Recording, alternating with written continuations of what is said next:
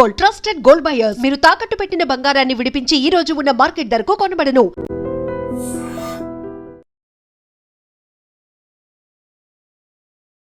నమస్కారం, welcome to I dream. ధర్మ మార్గం విత్ విస్తా కార్యక్రమానికి స్వాగతం.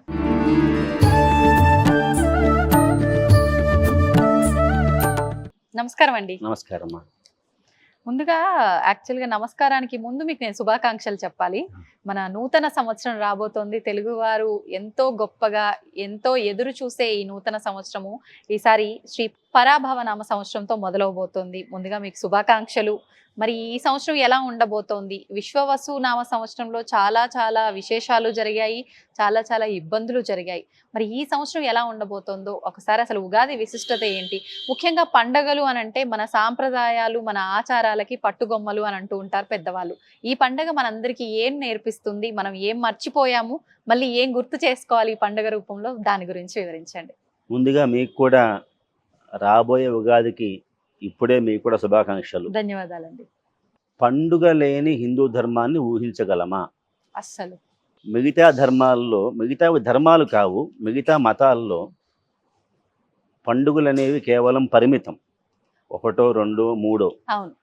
కానీ మన ఏదైతే భారతీయ సంస్కృతి పరంపరలో, జీవన విధానంలో, సనాతన ధర్మంలో పండుగ ఎందుకోసం ఉంది అంటే మన జీవితాన్ని, అంటే పక్వం కాకుండా ఉన్న లేతగా ఉన్న జీవితాన్ని పండుగ మార్చుకోమని చెబుతోంది పండుగ. కాబట్టి ఏదైనా సరే, ఏ పండగ అయినా సరే ఏమి ఇవ్వాలి అంటే చివరికి ఆనందాన్ని ఇవ్వాలి, ఆనందాన్ని కోరుకోవాలి. ఎప్పుడైతే ఆనందం కోరుకుంటామో అది ఏమవుతుంది అంటే మోక్షం అవుతుంది. అంటే నిత్య జ్ఞానం అనంతం బ్రహ్మ అని మనకి వేదాంత శాస్త్రం చెబుతూ ఉంటుంది. ఆనందో బ్రహ్మేతి బిజానాత్. బ్రహ్మ అంటే వేరే ఇంకో ఏదో కాదు, అంటే బ్రహ్మ అంటే చతుర్ముఖ బ్రహ్మగారు కాదండి. ఇక్కడ బ్రహ్మస్వరూపం ఒకటి ఉంది, ఎవరికి అంతు చిక్కంది. ఎలా ఉంటుంది అది అంటే అది ఎప్పుడు ఆనందంగానే ఉంటుంది. ఆ ఆనందాన్నే కోరుకుంటాడు మనిషి అనేవాడు. ఎప్పుడైనా సరే బాధ కావాలి అని కోరుకోడు. కానీ జీవితంలో మీరు చెప్పిన ఈ ఉగాది పండుగ ఏదైతే ఉందో ఇది ఏం చేస్తుంది అంటే సుఖ దుఃఖాల మిశ్రమం, కలయిక. ఎప్పుడు సుఖమే ఉంటే ఏమవుతుందండి, భగవంతుడి మీద దృష్టి పోదు. అంతే. ఆయన అవసరం మనకి నాకు పెద్ద ఆయన అవసరం ఏముందిలే అనే భావనలోకి వస్తాడు. భాగవతంలో అంటుంది కుంతీదేవి, కృష్ణ నాకు నువ్వు దేశాన్ని అనుసరించి కాలాన్ని బట్టి అప్పుడప్పుడు కాస్త నువ్వు కష్టాన్ని నాకు ఇస్తూ ఉండు అంటుంది. ఎందుకోసం అంటే కష్టాలు వస్తే హే కృష్ణ అని నిన్ను పిలిచే అవకాశం నాకు వస్తుంది, లేకపోతే వచ్చే అవకాశం లేదు. సుఖమే ఉంటే భగవానుడు లెక్క చేయడు, భగవంతుడు లెక్క చేయడు. కాబట్టి భగవంతుడు నేను ఇద్దరు ఈక్వల్ అని అంటాడు. కాబట్టి ఆ స్థాయి వాడికి, అంటే సుఖాన్ని దుఃఖాన్ని రెండింటినీ కూడా అనుభవించమని చెప్పేది, సమానంగా తీసుకోమని చెప్పేది పండుగ. ఇందులో 6 రుచులు ఉన్నాయి. జీవితంలో కూడా ఎప్పుడూ సుఖమే ఉండదండి. సుఖం అనేది తీపి అనుకుంటే, కష్టం వగరుగా అనుకుంటే కనుక వచ్చే బాధలు ఇవన్నీ కూడా వగరు, లేదంటే చేదు, పులుపు, ఇలాంటివన్నీ కూడా అంటే సన్నివేశాలు. మన జీవితంలో మనం పొద్దున్న లేస్తే చాలా సన్నివేశాలు చూస్తూ ఉంటాం. అన్ని సన్నివేశాలు మనకి ఆనందాన్ని ఇస్తాయని లేదు. ఒక సన్నివేశం చూస్తే అది మనల్ని ఆలోచింపజేస్తుంది, ఒక సన్నివేశాన్ని చూస్తే ఆనందం, ఒక సన్నివేశాన్ని చూస్తే కోపం. కాబట్టి ఇన్ని ఉన్నప్పుడు వీటన్నిటినీ కూడా మనం ఎలా దాన్ని సమన్వయం చేసుకోవాలి అని చెప్పేది ఉగాది పండుగ. కాబట్టి పంచాంగ శ్రవణం అని ఒక ప్రక్రియ దానిలో ఉంది. అంటే ఎప్పుడూ కూడా సుఖాన్ని కోరుకోకు, అప్పుడప్పుడు కష్టాన్ని కూడా రావాలని కోరుకోవాలి తప్పకుండా. ఎందుకోసం అంటే కష్టం వస్తేనే దాని నుంచి బయటపడే మార్గం మనం ఆలోచన చేస్తాం. సుఖం విలువ కూడా తెలుస్తుంది, కష్టం విలువ కూడా తెలుస్తుంది, రెండూ తెలుస్తాయి. కాబట్టి రామచంద్రమూర్తి అనేటువంటి వాడే కష్టాన్ని అనుభవించాడు. వస్తుతః ఆయనకి అనుభవించాల్సిన పని ఏమాత్రం లేదు.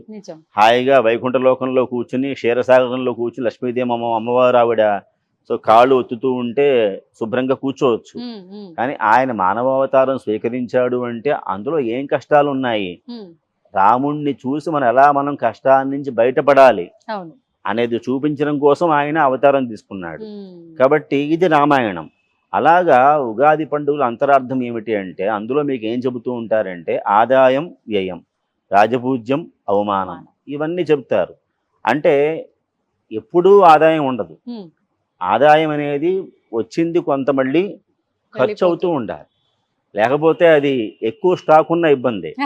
కాబట్టి ఆ వచ్చిన ఆదాయం ఎంతవరకు వెళ్ళాలి, ఇంత ఆదాయం ఉంది, ఇంత ఖర్చు ఉంది, అబ్బాయి నీకు ఈ సంవత్సరం పర్వాలేదు ధీమాగా ఉండు, ఆదాయం తక్కువ ఉంది వ్యయం ఎక్కువ ఉంది, ఎక్కువ ఖర్చులు పెడతావేమో అంత పెట్టకు, జాగ్రత్తగా ఉండు అని చెప్పేది పంచాంగ శ్రవణం.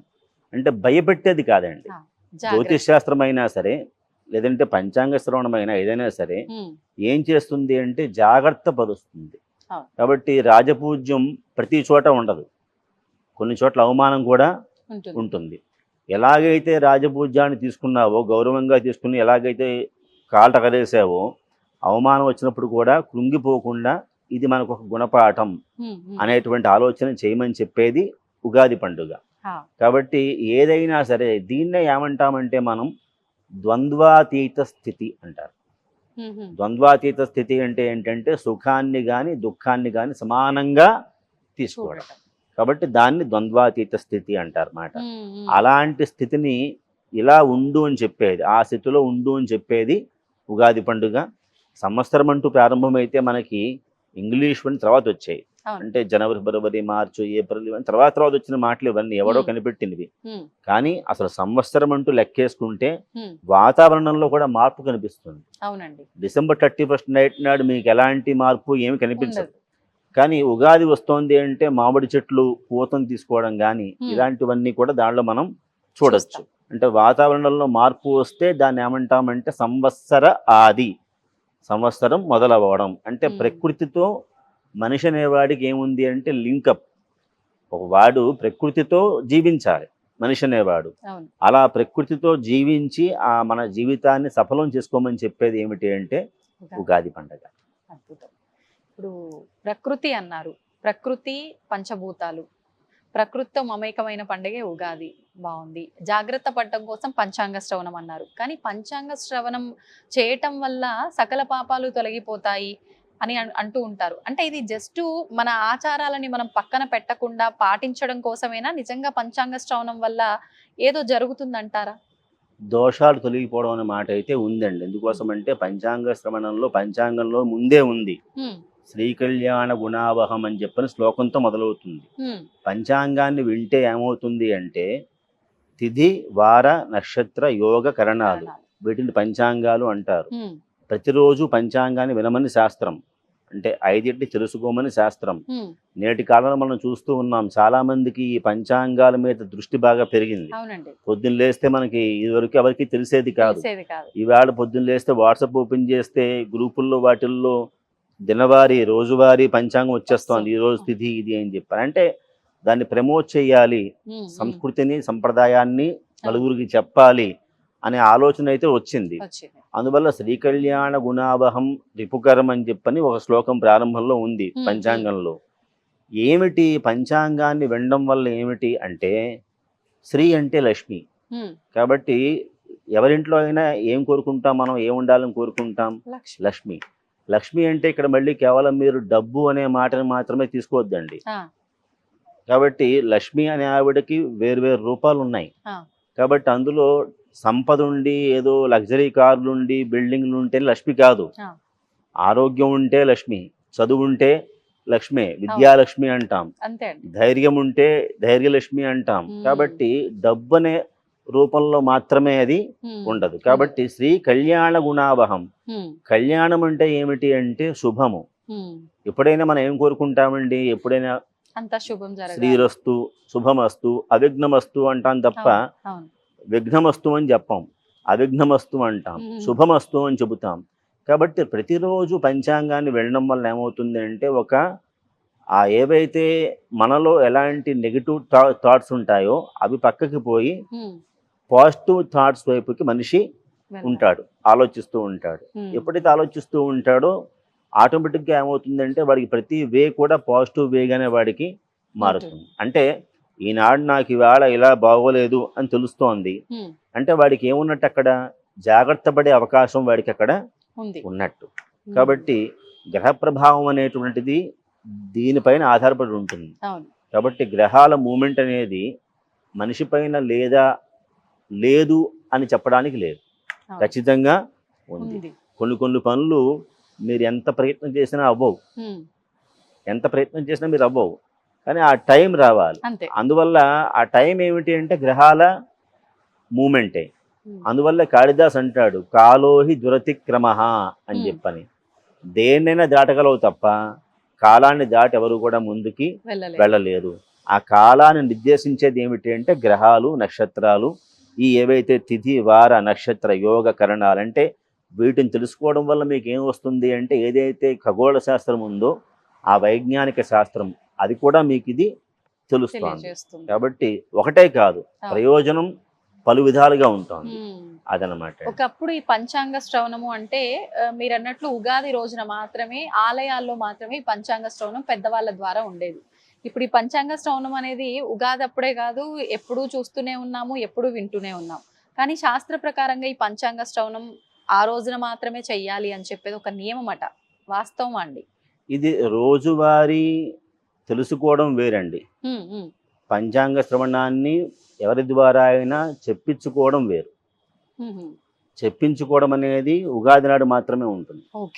పంచాంగాన్ని తెలుసుకోవడం అనేది రోజు తెలుసుకోవచ్చు. పంచాంగ శ్రవణంలో ఏముంటుందండి? పంచాంగ శ్రవణంలో ఏముంటుంది అంటే ఫలానా రాశి వారికి ఇలా ఉంది, ఈ నెలలో ఇలా ఉంటుంది అని చెబుతారు అక్కడ. రోజువారీ మీరు చూసే వాట్సాప్ మెసేజ్ల్లో అవన్నీ ఏమీ ఉండవు. అంటే మీరు కేవలం తిథి ఏమిటి, వారం ఏమిటి, నక్షత్రం ఏమిటి ఇది తెలుసుకుంటున్నారు అంతే. కానీ ఏ నెలలో మన యొక్క ప్రభావం మనకు ఎలాంటి ఫలితం వస్తుంది అనేది అందులో ఏమీ ఉండదు. అది ఉండేది ఎప్పుడు, తెలుసుకోవలసింది ఎప్పుడు అంటే కేవలం ఉగాది నాడు మాత్రమే.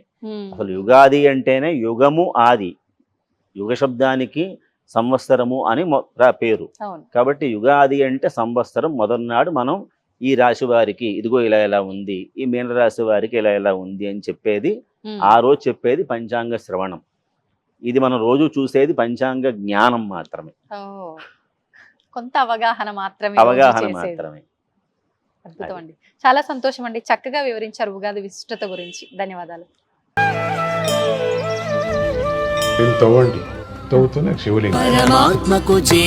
సరే దాన్ని అట్లా కప్పేసేయండి, చూపించదండి. Krishna is there. మూర్తి పూజ కాదు, సాక్షాత్ బ్రజేంద్ర నందన భగవాన్ ఉన్నారు మూర్తిలో. ఏమీ ఆశించకుండా ఆరాధించే వాళ్ళు కూడా ఉన్నారా ప్రభుజీ? నిజమైన భక్తి అంటే మనకు తెలియదు కాబట్టి